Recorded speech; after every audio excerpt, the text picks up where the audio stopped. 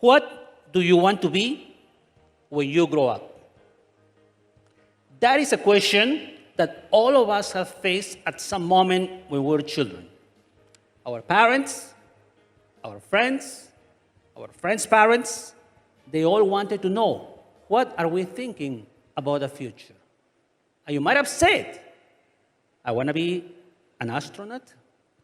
I want to be a politician. I want to be a policeman. So many different activities. However, we forget one thing, that the only thing that is constant is change. So today, thanks to technology, thanks to science, the progress there, we know that many of these roles are no longer valid. There are so many new roles coming up thanks to this advancement. Some of them, for instance, something that we never thought about. Did you ever dream of becoming a big data analyst? What about, do you think about becoming a search engine optimization assistant? So many new roles that were created by technology. So I stopped asking this question to my children. Instead, I encouraged them to think, putting themselves in the shoes of great innovators, great inventors, like the Wright brothers, like Bill Gates, like Chang Yiming, like Elon Musk. People who actually created whole industries, and in the process, developed a new range of new jobs.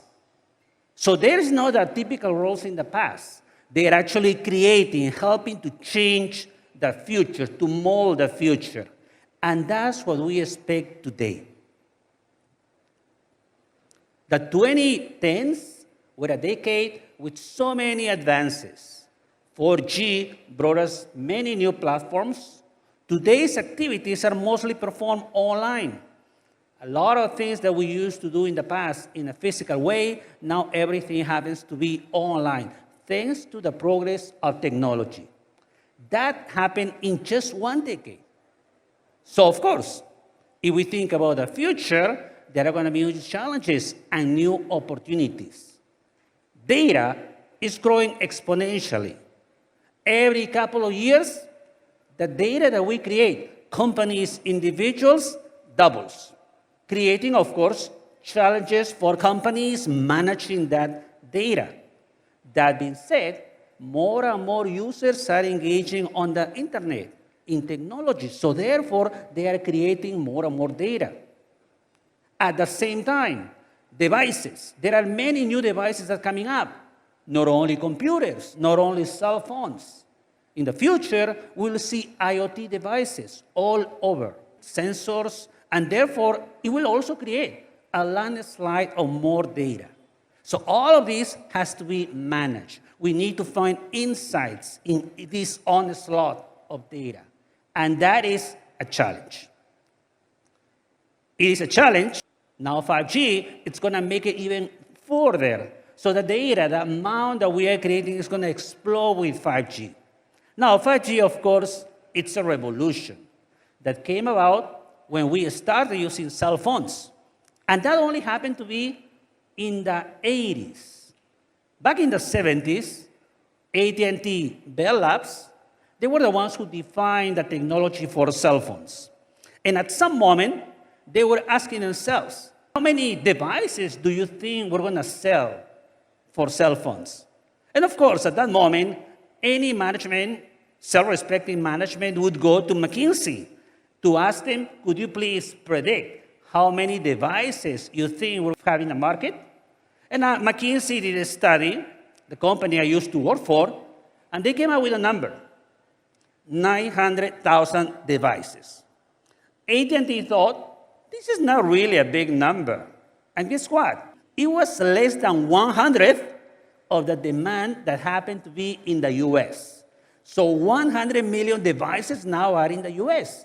And McKinsey only captured 1% of that potential. That was before. Today, there are almost 10 billion cell phone connections in the world.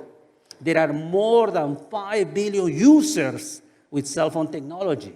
And even more so, only in 3 years, by 2025, 1.3 billion 5G connections.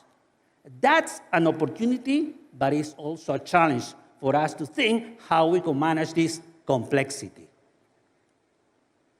It's giving us access to new opportunities. Think about a person with Parkinson's disease, a very severe mental disease. A person who didn't happen to be close to a metropolitan area didn't have a chance to have, let's say, surgery. Today, thanks to 5G, it is possible for this person to have remote surgery. And a few months ago, doctors in Sanya were able to operate a person in Beijing using 5G. How is that possible? 5G reduces latency to 2 milliseconds, making almost instantaneously the performance of the doctors on the patient, even though the distance was almost 1,900 miles away. That is a miracle, but now it's going to be possible thanks to 5G. It was only in 2019 when 5G was finally deployed. Of course, it was an evolution over many years, and I'm sure many companies today focus on this technology are now thinking about the potential of 6G, 7G, and so on. And that is the beauty of technology, because this technology never stops. We can always think about applications. Back in 2010, when 4G was deployed, we didn't think that today we will have so many new applications that are actually leveraging this potential. And that's also what is going to happen with technology in this new decade.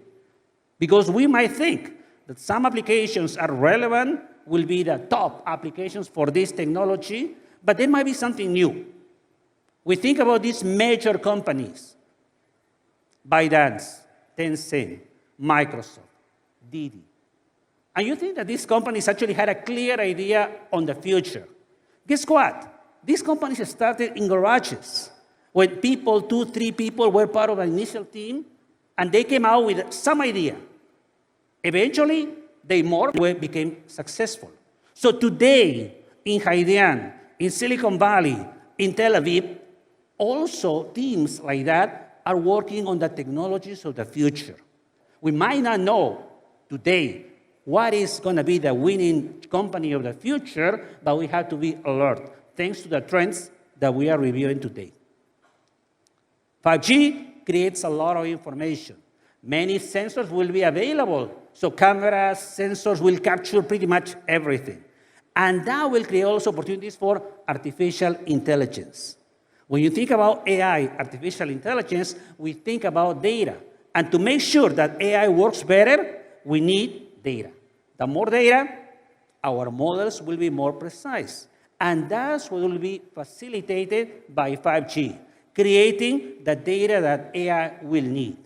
So to make sure that we improve our 5G models, to make sure that in the future, automobiles can drive themselves, are there no fatalities, we need to improve those models. And that's going to happen thanks to the deployment of 5G. We hear about Bitcoin. We hear about cryptocurrencies. And I think at the end of the day, the excitement about Bitcoin is going to pass. Do you remember the tulip craze in the 1700s in Netherlands? Back in the day, people were able to buy houses with one single tulip flower because people thought this is going to be so valuable and the value is going to stay permanently. That didn't happen. It was the first bubble. And I am confident that Bitcoin is also going to follow the same path. Instead, we have to look at the underlying technology. And blockchain, indeed, it's a technology that is giving us an opportunity to bring transformation in different industries: financial services, logistics, healthcare, and so on. So that is a technology that we need to focus on, not so much on Bitcoin or many of the cryptocurrencies that are emerging. Some of these cryptocurrencies, though, provide applications opportunities like Ethereum, where you can create applications. And that's something that is going to change, for example, financial services. If you want to send money from one country to another country in a different currency, it will take some time. It will take days. And we will need to pay probably a 2% fee for that, when really the cost for the banks is not that high. It's probably only 1/20th of that. That's an inefficiency that can be addressed using blockchain.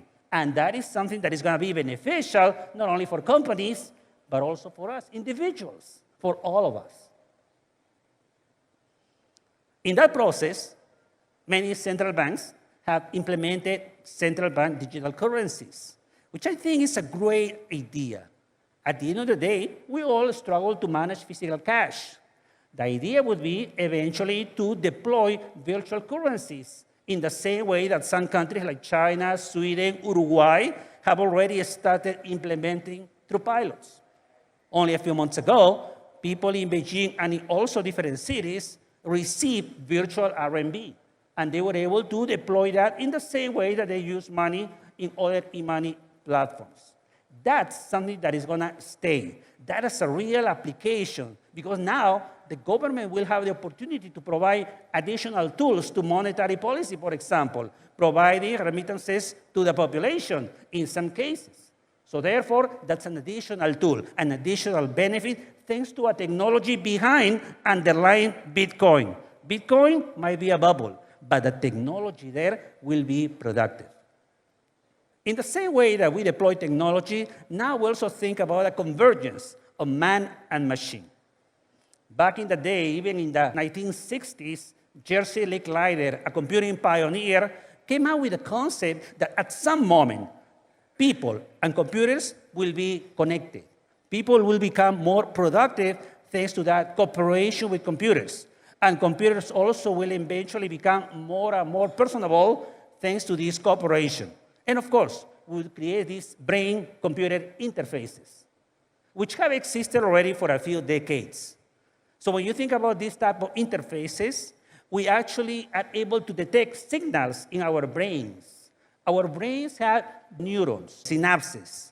If a computer is able to detect some of these signals and then transfer this signal to software or hardware, a person with paralysis, for example, in the limbs, would be able to control a mouse in a computer. So therefore, being able to do some of the operations that all of us can manage easily. That is an advancement. That is an opportunity to provide a real benefit to people who are suffering today, who are not able to interact, to take advantage of the benefits of society as most people. This is the happy face of my son. And as you can see, he has a dream. His dream is, I want to fly like an eagle. And I tell him many times, we are not designed to do that. And then he still remains sad. However, that dream eventually will come true, because now we need to think about exoskeletons. If you think about an insect, the insect, for example, is able to fly because of this external skeleton that actually provides the facility for the insect to coordinate different parts of the body. That's already in development. So today, people who are now are able to use these type of exoskeletons to be able to walk. People are able to start walking, learning to walk, thanks to these type of supports. And that's relevant. That's something that we can think about expanding, not only to people who are disabled, but also to people who want to carry things that are so heavy, and they would be able to do so, thanks to exoskeletons, another area where technology is moving very fast. This device has semiconductors, cell phones, computers. Any type of device today displays semiconductors. And now they are becoming essential to our lives. All of us wouldn't even dream about life today if we didn't have semiconductors.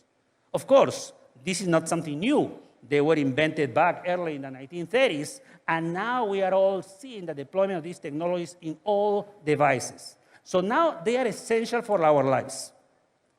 However, you might have heard that a couple of years ago, many major organizations face shortages of semiconductors. In particular, the automobile industry. Major companies in this industry were not able to provide semiconductors for the vehicles they are producing. And today, They produce, of course, traditional vehicles, but also electric vehicles. And these vehicles in particular use many more semiconductors than traditional vehicles for everything: infotainment, brakes, powertrain, and so on. So a traditional vehicle might use $80 of semiconductors. An electric vehicle will use $600 of semiconductors. So you can only imagine what happened when 2 years ago COVID emerged.